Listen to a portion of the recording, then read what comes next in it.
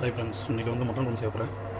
சோம்பு, பொட்டுளுந்து, கடுகு, வேக வச்ச மட்டன், இது வெங்காயம், தக்காளி, பச்சை மிளகாய்.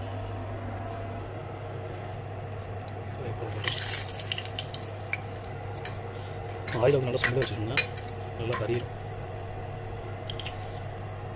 சோம்பு, பொட்டுளுந்து, கடுகு.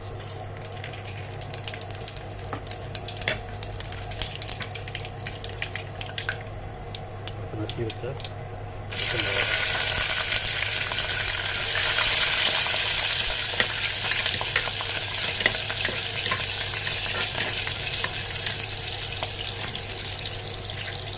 வெங்காயம்,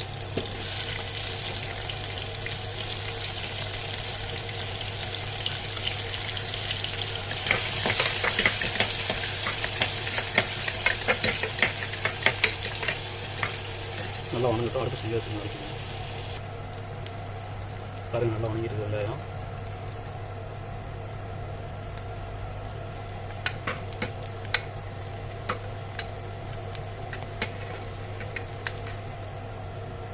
நல்லா வணங்கிடுச்சு. அடுத்து தக்காளி போட்டுருவோம்.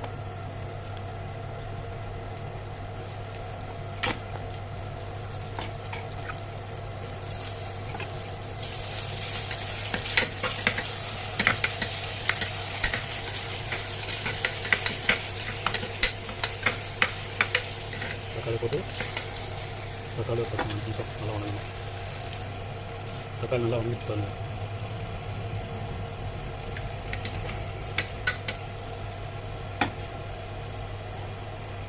அடுத்து இஞ்சி பூண்டு பேஸ்ட்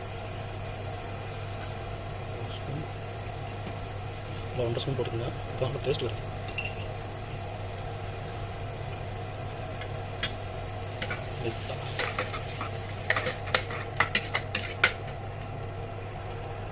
இல்லை இஞ்சி பூண்டு ஸ்மெல் ஃப்ளேவர் வந்துருக்கும். மசாலா பொடி போட்டு வச்சுருங்க. கறி மசாலா பொடி, மல்லிப்பொடி, காஷ்மீர் மிளகா பொடி, மஞ்சள் பொடி. மஞ்சள் பொடி 1/4 ஸ்பூன் போட்டு போதும்.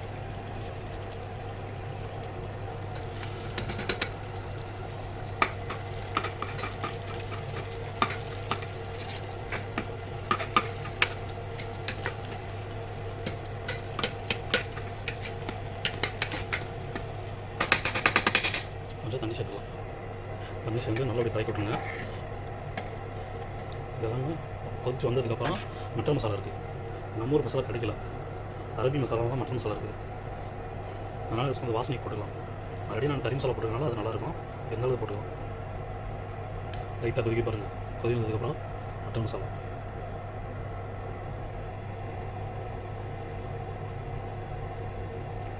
வாசனைக்கு போட்டுருக்கேன்.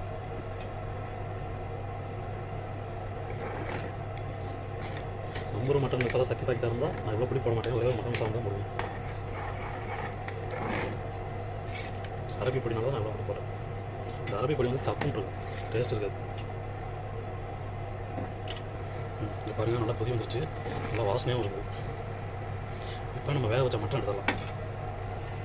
ஆல்ரெடி இந்த மட்டன் உருளைக்கிழங்கு நான் வேக வச்சு எடுத்துட்டேன். இப்போ அதை சேர்த்துவோம்.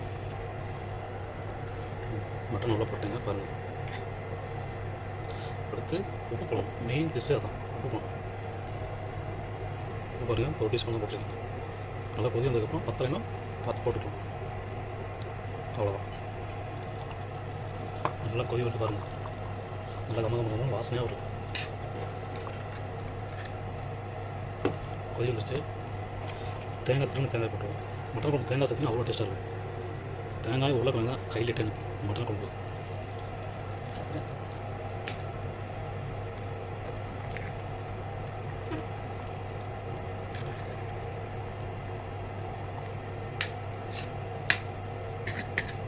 நல்லா ஒரு 10 நிமிஷம் வேகணும். தண்ணி கொஞ்சம் சுண்டுத்துனா போதும், அருமையாக இருக்கும். நான் ஆல்ரெடி சாப்பாடு வடித்து எடுத்துட்டேன். இந்த மட்டன் குழம்பு தோசை சாப்பிடலாம், சப்பாத்தி சாப்பிடலாம், வேறு லெவலில் இருக்கும். ஆனால் சாப்பாடு இந்த சாப்பாடு சாப்பிட தான் பழக்கம். மட்டன் குழம்பு சாப்பாடு ரசம் தான். குழம்பு நல்லா கொதிக்க விடாங்க. நல்லா கொதிச்சு வரட்டும். கறியெல்லாம் ஃப்ரெஷ்ஷாக கிடைக்காது, எல்லாம் பாய்க்காக இருப்பாங்க. அது பெரிய தலைவலி. அதனால் கறி நான் நல்லா கழுவி எடுத்துகிட்டு மஞ்சள் பொடி போட்டு கழுவுனேன். அது காட்டலை, அடுத்த வீடியோ பார்ப்போம். மஞ்சள் பொடி போட்டு கழுவி எடுத்திங்கன்னா ஏதோ 50% அதாவது அழுக்கப்புறம் போகும். பொருள் பார்ப்போம் எப்படி இருக்கும். நல்ல வகை வாசனை கம்மி தூக்கு. அதில் இஞ்சி பூண்டு பேஸ்ட் 1 ஸ்பூன் போடுவாங்க, அதோட டேஸ்ட்டை மாறுது. இஞ்சி பூண்டு ஆக்சுவலி வந்து மிக்ஸில் தான் அடிச்சு போடணும். மிக்ஸியில் ரிப்பேர் ஆகி போச்சு, அதை நான் பாக்கெட் வாங்கி போட்டேன். இஞ்சி பூண்டை இன்னும் அடித்து போட்டோம்னா அவ்வளோ டேஸ்ட்டாக இருக்கும். இஞ்சியும் பூண்டு மிக்ஸில் போட்டு அரைச்சி போட்டோம்னா நல்லா கொதிக்கும்.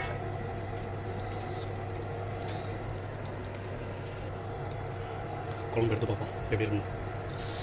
சூப்பராக இருக்கும்.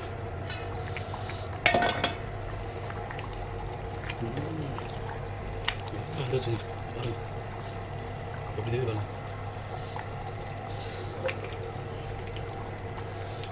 அருமையாக இருந்துச்சு.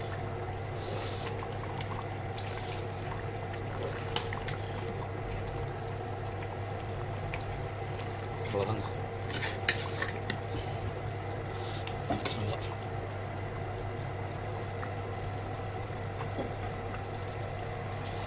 ஒரு 5 நிமிஷம் இருந்ததுக்கப்புறம் அடுப்பு ஆஃப் பண்ண வேண்டியதான். குழம்பு ஆஃப் பண்ணிட்டேன். எப்படி இருக்கும் குழம்பு ஆஃப் பண்ணி 5 நிமிஷம் ஆச்சு. ஆனால் இன்னும் அந்த கொதிச்சுட்டு இருக்கு பாருங்க.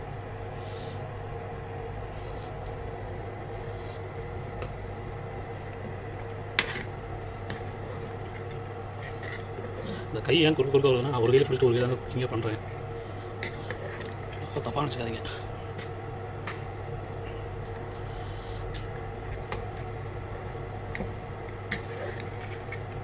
குழம்பு நல்லா தண்ணி ஃபுல்லாக சுண்டி வச்சு பாருங்க. ஃபுல்லாக கறி தான். அதுக்குள்ள மட்டும் எடுத்துருக்கேன் பாருங்கள். இப்படி லேயராக இருக்குது. அப்படி எலும்புல தனியாக வந்துடும். அவ்வளோதாங்க, குக்கிங் முடிஞ்சுங்க. இந்த போகிறப்பு தான் நல்லா ருசிச்சு சாப்பிட கிடைக்குமா. இன்றைக்கி ஒரு புடி பிடிச்சிட வேண்டியதான். அவ்வளோதாங்க, சாப்பாட்டுக்கு தயாராகிடுச்சு. இன்றைக்கி உட்காந்து ஒரு புடி பிடிச்சிட வேண்டியதான். பாருங்கள் வேறு லெவலில் இருக்குது.